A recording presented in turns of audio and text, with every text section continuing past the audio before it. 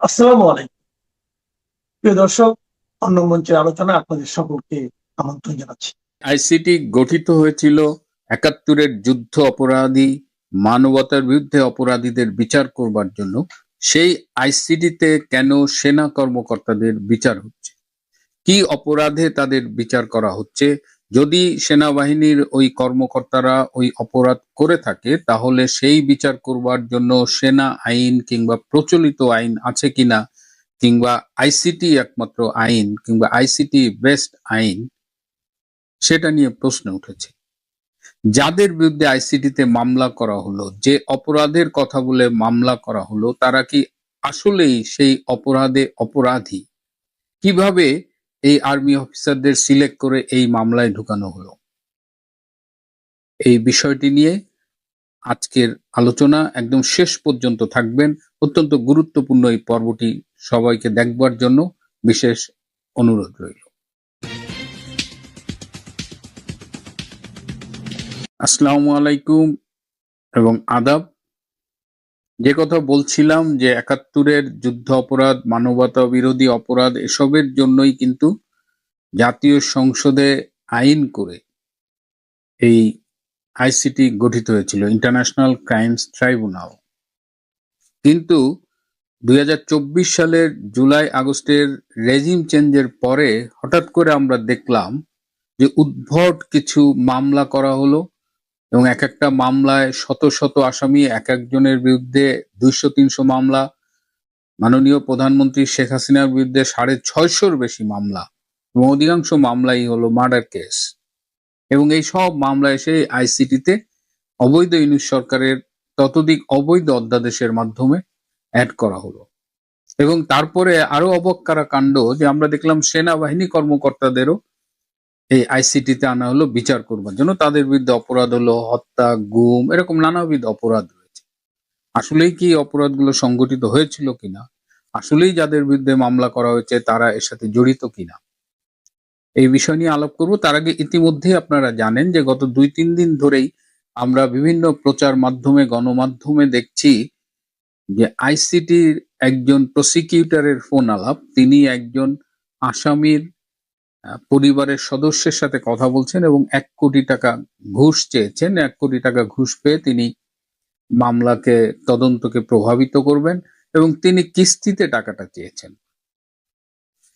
এই রেকর্ডটি আমি আরো কয়েকদিন আগে পেয়েছিলাম। আমি আপনাদের বলেছি, একদিন আমি সব প্রস্তুতি নেওয়ার পরেও এপিসোডটি করতে পারিনি, কারণ যিনি আমাকে কল রেকর্ডটি দিয়েছিলেন তিনি আমাকে শেষ মুহূর্তে রিকোয়েস্ট করেছে এটি যেন আমি না করি। সম্ভবত আমি করলে যতটুকু প্রচার হতো তার চেয়ে অনেক বেশি প্রচার এখন হয়েছে। কিন্তু আপনাদের একটা কথা বলি, এর বাইরেও আমার কাছে আরো বেশ কিছু ফোন আলাপ এসেছে, আরো বেশ কিছু প্রমাণ এসেছে। সো ওই যে ফোন আলাপটা আমরা শুনলাম বিভিন্ন প্রচার মাধ্যমে, গণমাধ্যমে, ওইটা আসলে টিপ অফ দ্য আইসবার্গ। পুরো বরফের একদম গভীরতা, শেকড় অনেক গভীরে। এটা, এই আইসিটি বেসিক্যালি ছিল একটা মানি মেকিং প্রজেক্ট বলা যায়, একটা সিন্ডিকেটের টাকা বানানোর প্রজেক্ট।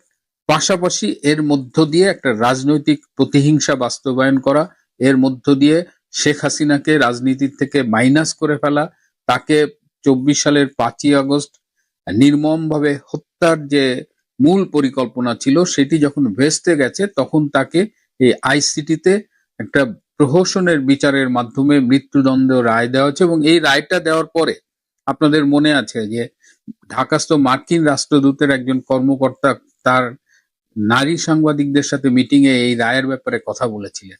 তিনি স্বীকার করেছিলেন যে এটা আইনগতভাবে সঠিক ছিল না, তারপরেও রায়ে তিনি তার সন্তোষ প্রকাশ করেছিলেন। তার মানে বুঝতে পারছেন যে কত গভীরে এই ষড়যন্ত্রটা ছিল। তো আজকে আমি শুধু এই সেনা কর্মকর্তাদের কিভাবে এই আইসিটিতে আনা হলো, এর পেছনে কি ষড়যন্ত্র, সেটি নিয়ে কথা বলবো। পরবর্তী কোনো এক পর্বে আরো কিছু বিষয় নিয়ে কথা বলবো। এই আইসিটির আরো কিছু প্রমাণ আমার কাছে এসেছে। তো আমি এখন আপনাদের একটা ছোট্ট ফোন আলাপ শোনাতে চাই, তারপরে বাকি আলোচনা। আর এখানে আমার পজিশনটা হচ্ছে যেহেতু আমাদের সার্ভিসে আছে Absolutely, yeah. কমিউনিটি অংশ, তো হাইজাক আমি বলেছি যে I own that community. Right. Yeah. Mm-hmm. এখন আমার যেটা, আমি তো ওদের অর্গানাইজেশনাল কালচার বুঝি। হ্যাঁ। এখন আমার পরিচয়টা হচ্ছে যে যেই অফিসারদেরকে আসলে মানে আনা হয়েছে, যারা আসলে দোষী না, হ্যাঁ আমরা একটা বড় মিস্টেক করেছি। প্রবলেমটা হয়ে গেছে উদয় কাশ্মীর এবং শাহেদ মাসুদ, এই দুজন প্রসিকিউটরকে দিয়ে সমস্ত গুণের এগুলো ইয়ে করা হয়েছে, ডিল করা হয়েছে। তো ওরা এগুলো অনেক কিছু বোঝে না অথবা পলিটিক্যালি মোটিভেটেড। এই কারণে মানে এখানে বলতে পারেন যে একটা বড় অংশ অফিসার আসলে নির্দোষ অথবা ঘটনাচক্রের শিকার, ওদেরকে আনার কোনো দরকার ছিল না। দুই একটা ক্লিয়ার অবশ্যই আছে, কিন্তু মানে বেশিরভাগই হচ্ছে তাদের সাথে করার কিছু ছিল না। এইটা আসলে আর্মিকে খেপিয়ে দিয়েছে। আমার টার্গেটটা থাকবে হচ্ছে যে যখনই আমাদের সুযোগ আসবে এদেরকে আসলে এই পরিস্থিতি থেকে বাদ দেওয়া। সুযোগ সামনে অবশ্যই আসবে ইনশাআল্লাহ। এখন যেহেতু রেজিম চেঞ্জ করে অবশ্যই যদি আমরা ইয়েতে থাকি, প্রসিকিউশনে থাকি, অ্যাটলিস্ট আমি বলতে পারি যে বিএনপি সরকার আসলে আমি প্রসিকিউশনে থাকবো। তো তখন আমি এই জিনিসগুলো আমার মতো করে যেটা রাইট সেটাই করবো। এই আইসিটি সিন্ডিকেটে টাকা হলে বাঘের চোখও পাওয়া যায়। এখানে প্রথমত হলো যে আইসিটিতে আপনার যদি টাকা থাকে এবং আপনার যদি কারো বিরুদ্ধে শত্রুতা থাকে, মনে করেন যে আপনি আওয়ামী লীগের কোনো একজন এমপির উপরে খুব ক্ষুব্ধ, আপনি এই আইসিটিতে যদি টাকা দেন, এই তাজুল ইসলাম কিংবা তার প্রসিকিউটরের যে কাউকে যদি চুক্তি করে একটা টাকা দেন, ধরেন 50 লাখ বা 1 কোটি টাকা দেন, তাহলে ওই যে এমপির উপর আপনার ক্ষোভ তাকে মামলা দিয়ে আইসিটিতে ঢোকানো হবে। আমি শুরুতে বলেছিলাম যে এটা একটা মানি মেকিং প্রজেক্ট, এটা একটা সিন্ডিকেট ছিল। এই সিন্ডিকেটের নেতা ছিল সদ্য যাকে তাড়িয়ে দেওয়া হয়েছে বিদায়ী চিফ প্রসিকিউটর তাজুল ইসলাম, এবং এখানে প্রায় 18 জন বা তার একটু কম বেশি, 2-1 পদত্যাগ করছে, 2-1জনকে বাদ দিছে, প্রসিকিউটর রয়েছে, চিফ প্রসিকিউটর সহ, আর তদন্ত কর্মকর্তা আছেন 24 জন। এই যে টোটাল এরা, এই যে 42 থেকে 45 জন, এরা সবাই মোটামুটি টাকা খায়, এবং প্রসিকিউটররা যে কেউ টাকা খাক এইটা তাজুলকে কমিশন দিতে হবে। আমার কাছে প্রমাণ আছে যে এই প্রধান তদন্ত কর্মকর্তা চিফ প্রসিকিউটর ছাড়াও তাকে 10 লাখ টাকা ঘুষ দিয়ে আমাকে ফোন করে বলেছে যে ভাই আজকে 10 লাখ টাকা দিয়ে আসলাম। এই ভুক্তভোগীর পরিবার, আপনারা এর আগে শুনেছেন আশুলিয়ার মামলার আগে টাকার ব্যাগ নিয়ে আসামি পক্ষের একজন ঢুকেছেন এই এক প্রসিকিউটরের রুমে, এবং সেই আসামিকে খালাস দিয়ে দেওয়া হয়েছে। ফোন আলাপে শুনেছেন 1 কোটি টাকা চেয়েছে, যেটা বললাম একটু আগে, যে ফোন আলাপটা আপনারা শুনলেন, 2 জন প্রসিকিউটর উদয় এবং মাহদি, তারাই মূলত ঠিক করেছে। মূলত সেনাবাহিনীর উপরে রাগ, সেনাবাহিনীকে ধ্বংস করা, সেনাবাহিনীর মধ্যে একটা প্রফেশনাল যারা, তাদের টার্গেট করে, এবং মোটামুটি একটা পার্টিকুলার অংশকে টার্গেট করে কিন্তু আসামি করা হয়েছে। আপনি যদি আসামির লিস্ট দেখেন, হ্যাঁ, যে অফিসার সোর্ড পেয়েছে, একাডেমিক গোল্ড পেয়েছে, পুরা ক্যারিয়ারে হাইলি প্রফেশনাল, আমেরিকায় ট্রেইন, বিদেশে ট্রেইন, সেই সব অফিসারদের বেছে বেছে এই মামলায় আসামি করা হয়েছে। এবং আপনারা জানেন যে এই যে গুমের অভিযোগ করেছে যে ব্যারিস্টার আরমান, যিনি এই সান্ধ্য ভোটের সংসদের এমপি, যার বাবার ফাঁসি হয়েছিল যুদ্ধ অপরাধী মীর কাসেম আলী, সে আরমান এতদিন বলেছে সে গুম ছিল, এখন সে বলছে যে সে এই গত 7-8 বছর আত্মগোপনে ছিল, এবং আত্মগোপনে থাকা নাকি গুমের মতোই। What is this? এবং এই যে দেখলেন যে নিরপরাধ আর্মি অফিসারদের এই মামলায় ফাঁসানো হয়েছে।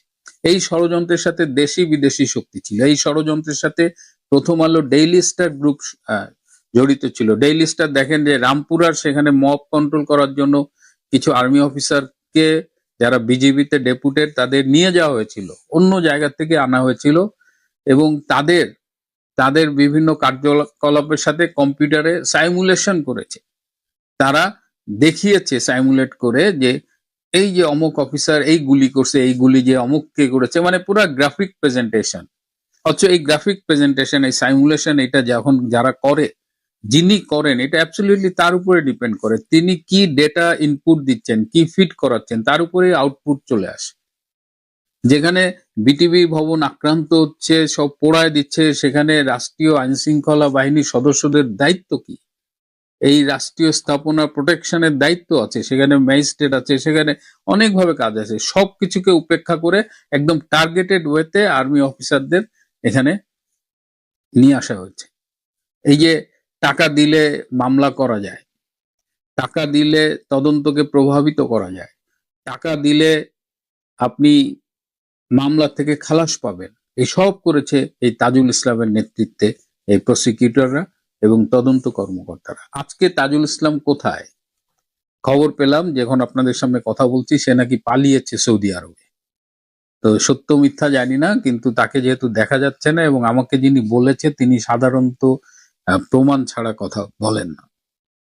কয়েকজন প্রসিকিউটরের নাম আমি পেয়েছি যারা এই অবৈধ অন্যায় দুর্নীতিতে জড়িত। তারা হলেন আব্দুল্লাহ আল নোমান, তারেক আব্দুল্লাহ, মোহাম্মদ সাইমুম রেজা তালুকদার, যিনি সম্প্রতি পদত্যাগ করেছেন, যার কল রেকর্ড ফাঁস হয়েছে, সুলতান মাহমুদ, উদয় তাসমির এবং আব্দুস সাত্তার পালোয়ান। এরা হলো মানে এই পার্টি ধরা, টাকা পয়সা নেগোশিয়েট করা, তাজুলের সাথে বসা, এগুলো এরা নেতৃত্ব দিয়েছে আর কি।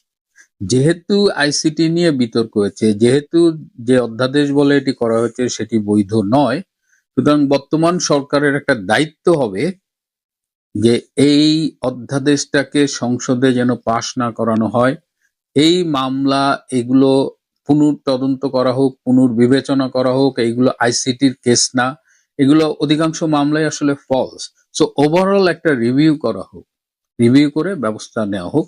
এটি অনেক আইনজীবীর কথা, এটা আমার আপনার কথা না, এটা আইনজীবীরাই বলছেন যে আইনের স্বার্থে, আইনি শাসনের স্বার্থে এই যে আইসিটিতে যে মামলাগুলো করা হয়েছে, যে বিচারের নামে প্রহসন চলছে, ইভেন শেখ হাসিনাকে যে মৃত্যুদণ্ড দেওয়া হয়েছে বা আরো কয়েকজনকে মৃত্যুদণ্ড দেওয়া হয়েছে বিভিন্ন মামলায়, এগুলো প্রত্যেকটাই প্রহসনমূলক, এগুলো প্রত্যেকটারই পুনর্বিবেচনা হওয়া উচিত এবং আইনের স্বার্থে এটা করা উচিত।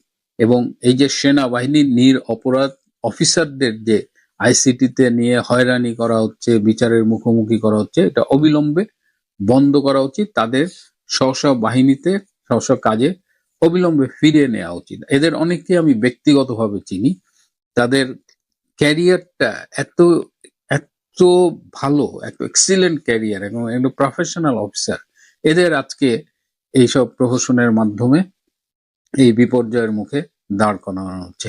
এটি কারো জন্যই ভালো না, না দেশের জন্য, না জাতির জন্য, না সেনাবাহিনীর জন্য। এই সমস্ত ষড়যন্ত্রের সাথে যুদ্ধ অপরাধী গোলাম আজমের ছেলে আজমিও জড়িত। অনেকে বলেন জেনারেল ওয়াকার খানও নাকি জড়িত। যাই হোক, আমরা এই অবস্থার একটা সুষ্ঠু তদন্ত চাই। এই নিরপরাধ আর্মি অফিসারদের বিরুদ্ধে যে অন্যায় করা হচ্ছে সেটি অবিলম্বে বন্ধ করা হোক, তাদের স্ব কর্মক্ষেত্রে ফিরে যাবার সুযোগ দেওয়া হোক। প্রিয় বন্ধুরা, আজ এ পর্যন্তই। ভালো। তারপরে এতক্ষণ তো চিন্তা করছেন না, এই ব্যানার এবং হেডলাইন দেখে হঠাৎ করে আমি এটা কি বললাম যে নেক্সট রাষ্ট্রপতি কি জুবাইদা রহমান, মানে তারেক রহমানের স্ত্রী বা কন্যা কিনা, কে হবেন নেক্সট রাষ্ট্রপ্রধান। চলুন সে বিষয়টা জানি যে আমি খবর কোত্থেকে পেলাম বা কেন বললাম হঠাৎ করে, এই বিষয়টা জানা উচিত না আপনাদেরও মনে সন্দেহ থাকতে পারে যে এই খবর কোত্থেকে আসলো বা কি আসলো। তো এটা হচ্ছে একটা থিওরি বলছি আমি আপনাকে, বা আমার চিন্তা, আমার মাথায় যে চিন্তা আসছে সেটাই আমি আসলে আপনাদের সাথে শেয়ার করছি, এর অন্য কিছু না। আপনারা গতকালকে সংসদ অধিবেশন তো দেখলেন না? এই যে আমার পেছনে যে ইয়েটা দেখছেন, ছবিটা দেখছেন, সেটা হচ্ছে যে সংসদে ওই যে প্লেকার্ড তুলে তুলে যে আন্দোলন করেছে ওই যে এনসিপি, বাচ্চা কন্ডম পার্টি, তারপর রাজাকার পার্টি সহ এই 80 জনের যে আন্দোলন, সেটার ছবি এটা। তো এরা দেখছেন যে আপনি যখন এই রাষ্ট্রপতি আসবে, যখন গান বাজানো হইলো, মানে আমার সোনার বাংলা জাতীয় সঙ্গীত, তখন এরা না দাঁড়িয়ে সেখানে বৈশা আপনার কি করতেছে, যে আন্দোলন করছে। হয়ারাজ রাষ্ট্রপতির পেছনে রাষ্ট্রপতির কে যারা গার্ড দিচ্ছেন তারা বলছেন যে উঠে দাঁড়ান। এমনকি মির্জা ফখরুল ইসলাম আলমগীরও আঙ্গুল দিয়ে এমনি এমনি দেখাইয়া বলতেছে উঠে দাঁড়ান। তো এমনি এমনি করে আমার মনে হয় যে জামাতের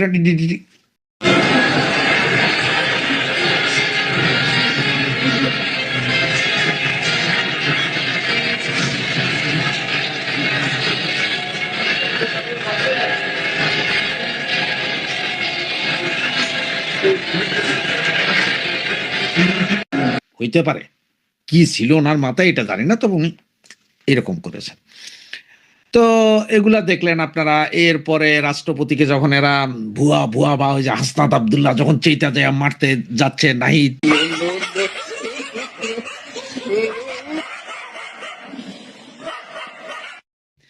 তখন আবার ওই যে রাজাকার পুত্র তাহের সে আবার বাধা দিচ্ছে। এগুলো তো সব গুছানো নাটক ছিল, এটা আপনিও বুঝেন ভাই, আমি বুঝি। তারেক রহমান সেখানে আবার মুসকি মুসকি হাসছিলেন, ঠিক না? তো এগুলো দেখে আপনাদের কি কিছু মনে হচ্ছে? কারণ তফসিল ঘোষণার পরেই এই মহাচন্য রাষ্ট্রপতি বলেছিলেন যে উনি পদত্যাগ করতে রাজি, উনি পদত্যাগ করবেন। এরপরে আবার বলছেন যে যদি বিএনপি চায় তাহলে উনি ওনার টার্ম পুরাটা শেষ করতে হবে। দুটোটা কথাই কিন্তু বলছেন, মানে দুই দিকে খুশি রাখছেন। কারণ প্রথমটা বলার পরে আবার বলছেন যে না আপনি এটাও বলেন, তখন এইটাও বলছে। তো এতে ওনার যেভাবে ইচ্ছে সেভাবে করে রেখেন, তা আমার আর আপনার কিছু করার নাই। তো বিএনপির তারেক রহমান হাসার কারণ আছে, তার কারণ হচ্ছে সে আসছিল মানে যে দেখো রাষ্ট্রপতিকে গাইল দিতেছে। তা আমার যতটুকু মনে হয় কি জানেন, এই যে এদের সামনে তো দুইটা পথ, জামাত এনসিপির সামনে দুইটা পথ। একটা হচ্ছে যে জুলাই সনদ আনতে হবে, রাষ্ট্রপতিকে বহিষ্কার করতে হবে, ইমপিচমেন্ট করতে হবে, জেলে নিতে হবে, ফাঁসি নিতে হবে, জাহান্নাম করতে হবে, বহুত কিছু। আমার যেটা মনে হয় কি জানেন, এর দোনোটাই ঝুলে রাখবে তারেক। তারেক দুইটাই ঝুলায় রাখবে, মানে জুলাই সনদও করবে না, রাষ্ট্রপতিকে রাখবে। পরে ওদের চয়েস দিবে তোমরা কোনটা চাও, রাষ্ট্রপতির বহিষ্কার না জুলাই সনদ, দুইটার একটা বাসো, দোনোটা হবে না। আর এগুলা নিয়ে এই রাষ্ট্রপতি আর জুলাই সনদ নিয়ে সংসদ গরম করবে, কারণ অন্য কিছু নিয়ে তো গরম করার নাই, কারণ দুর্ভিক্ষ চলবে ভাই। আর 3 মাস পরে সারা পৃথিবী দুর্ভিক্ষের মধ্যে পড়ছে, আর বাংলাদেশ কোন ছাড়। এগুলা নিয়ে একটা দুর্ভিক্ষের অবস্থা, তো এগুলো নিয়ে যাতে মানুষ কথা না বলে, মানুষ যাতে খালি বারবার দেখে যে এইখানে আন্দোলন, হেরা সংসদের ভিতরে কাউ রাউরা কুত্তার মতন, এগুলো দেখার জন্য আপনার থাকবে। তো এই পরিস্থিতিতে শেষ পর্যন্ত যদি এমনও হয় যে হয়তো জুলাই সনদ বাদ দিয়ে রাষ্ট্রপতিরে সরাইতে পারে, বা যদি জুলাই সনদের কিছু কিছু যেটা নোট অফ ডিসেন্ট দিয়ে ওনারা বাকি এগুলো যদি মেনে যদি আনেও রাষ্ট্রপতিকে সরায়, তাহলে বিএনপি তো একজন বিশ্বস্ত রাষ্ট্রপতি লাগবে। বিএনপি আওয়ামী লীগের মতন বোকাচোদা না, বিএনপি বহুত শেয়ানা মাল, এটা আপনারা বিশ্বাস করেন চাই না করেন। বিএনপির সেই 91-এর সেই নিজেদের রাষ্ট্রপতি, 2001-এর রাষ্ট্রপতি, এগুলো সব আপনারা দেখছেন, ধামা ধরা রাষ্ট্রপতি, মানে গুলি করতে পারবেন কিন্তু ভাগতো না। স্পিকার গুলো এরকম, জমিরুদ্দিন সরকারের কথা মনে আছে তো, উনি বলছে যে আমার লাশ যাবে সংসদে, আমি দাঁড়ামুই, এবার তোরা স্পিকার নির্বাচিত কর, কারে করবি কর। যদিও আমরা তখন আওয়ামী লীগ ক্ষমতায় আসছে, আওয়ামী লীগের হবে, কিন্তু টেরা ছিল বিএনপির। আওয়ামী লীগের মতো এরকম না যে রাষ্ট্রপতি করবেন আর হে আওয়ামী লীগের এই ডট ডট মেরা দিবে, এরকম না। তো সেই হিসেবে আমার মনে হয় যেন জুলাই সনদের যে যে জিনিসগুলো, যে রাষ্ট্রপতির ক্ষমতা বাড়ানো, অমুক বাড়ানো তমুক, যে কথাগুলো আছে, এতে দুইটা সূত্র ভিতরে, এক, তারেক রহমানের স্ত্রী ডাক্তার জুবাইদা রহমান, উনাকে রাষ্ট্রপতি বানাইতে পারেন, অথবা ওনার মেয়ে জাইমা রহমান, উনিও ব্যারিস্টারি পাশ করে গেছেন লন্ডন থেকে, ওনাকেও বানাইতে পারেন। যাকে হোক, যে কোনো একজনকে, এই দুইজনই হয়তো তারেক রহমান সর্বোচ্চ ভরসার জায়গা হইতে এই দুইজনের একজনের বানাই দেন। বানাই দিলে কি হবে, ধরেন আপনাদের যাই বলি যে 3 বছর পরে ইলেকশন, 5 বছর পরে ইলেকশন, নিয়মতান্ত্রিক হলে 5 বছর পরে ইলেকশন, সেই ইলেকশনে রাষ্ট্রপতির তো বহু ক্ষমতা থাকবে জুলাই সনদের আদলে, তাহলে বিএনপিরে জিতে আনা সহজ। আর যদি আপনার কোনো কারণে যদি 3 বছর আগে হয়, তাতেও রাষ্ট্রপতি হাতে থাকবে। মানে এই যে 24-এর জুলাই আগস্টে যে কাহিনী হয়েছে আওয়ামী লীগের সাথে, মোতামার্কা একজন রাষ্ট্রপতি থাকাতে যা হয়েছে, তা হইতে দিবে না বিএনপি। আর তা হইতে দিবে না বিএনপি বিধায় কাকে রাখা যায়, জাইমা বা জুবাইদাকে বসানো যায়। এখানে তো কোনো নাই যে জাইমারে বা জুবাইদারা আনতে পারবেন না। বিএনপির মধ্যে এমন কারো ঘাড় নাই যিনি বলবেন যে না, হবে না। কারণ হচ্ছে ডাক্তার ইউনূসরে আনবে না, এটা ভুল কথা। আবার শফিককেও নিয়ে বসাবে না, জামাতের শফিককে নিয়ে তারেক বসাবে না। তারেক বহুত শেয়ার আমার, ওই যে আমি বারবার বলি তারেকের এক দাঁতের বুদ্ধিও বহুত জনের নাই আমাকে। সুতরাং জাইমা অথবা জুবাইদার আইনা বসাই দিতে পারে। বাকি সময় বলবে আমাদের এই চুপ্পু চোরা কি আরো 3 বছর থাকতে পারবে, নাকি নতুন রাষ্ট্রপতি হিসেবে ভারতের মতো যে মহিলা রাষ্ট্রপতি পেলেন, যেহেতু পুরুষ প্রধানমন্ত্রী, মহিলা রাষ্ট্রপতি পেলেন বলে যদি জুবাইদা বা জাইমাকে বসাই দেয়, কার কি করার আছে? মহিলাদেরকে বোঝানো হবে যে দেখেন এতদিন মহিলা প্রধানমন্ত্রী ছিলেন, এখন মহিলা রাষ্ট্রপতি আছেন, সম্মানই সম্মান আপনাদেরকে দিয়েছে, আপনারা আর কি চান? হইতে পারে না ভাই? আপনারাও চিন্তা করেন আমার কথাটা, যদি ভালো লাগে কমেন্টসে জানান, লাইক এবং শেয়ার করেন।